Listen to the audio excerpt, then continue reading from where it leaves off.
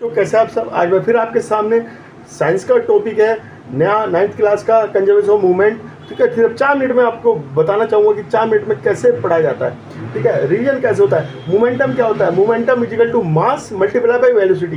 ठीक है, ये होता है P equal to M multiply by V, ये मोमेंटम होता है। ठीक है, अगर कोई एक्सटर्नल फोर्स ना लगे तो मोमेंटम जो है इसका कितना है, ये 2 है। ठीक है, ये बड़ा है और एक छोटा है। ठीक है, ये इसका ma मास, इसका mv मास, ua वेलोसिटी, ub वेलोसिटी, एक ही डायरेक्शन में जा रही है। ठीक है, दो बॉडी एक ही डायरेक्शन में जा रही है, कोई एक्सटर्नल फोर्स नहीं लग रहा इसके ऊपर, जा रही है। ठीक है, ये आपस में कोलाइड कब करेंगी, जब ua ग्रेटर देन ub होगा। ठीक है, ua ग्रेटर देन ub होगा तो आपस में कोलाइड करेंगी, और कोलाइड करने के बाद ये t सेकंड के लिए कोलाइड करी, फिर ये जो है ना va vb mb ma, तो ये चली जाएंगे एक ही डायरेक्शन में।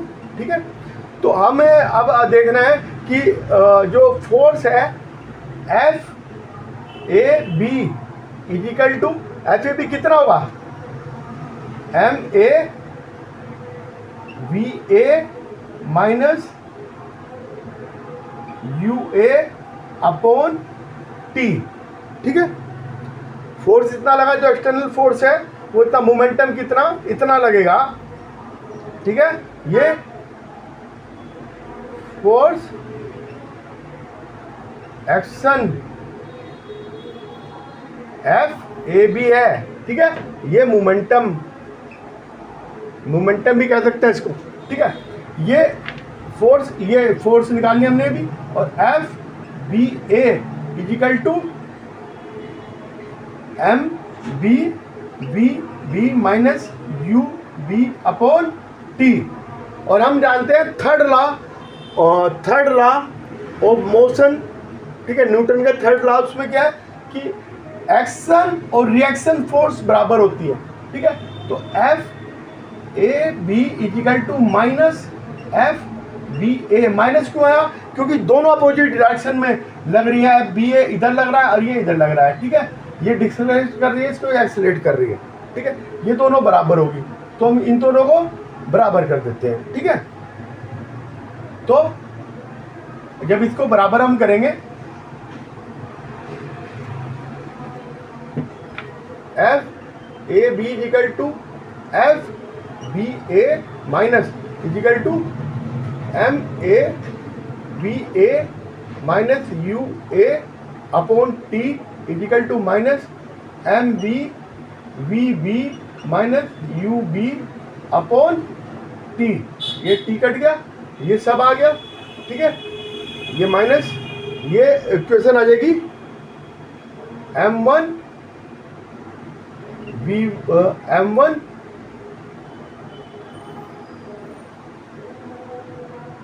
m b u b is equal to M B U B plus M B U B M A रहेगी M A U A plus M B U B is equal to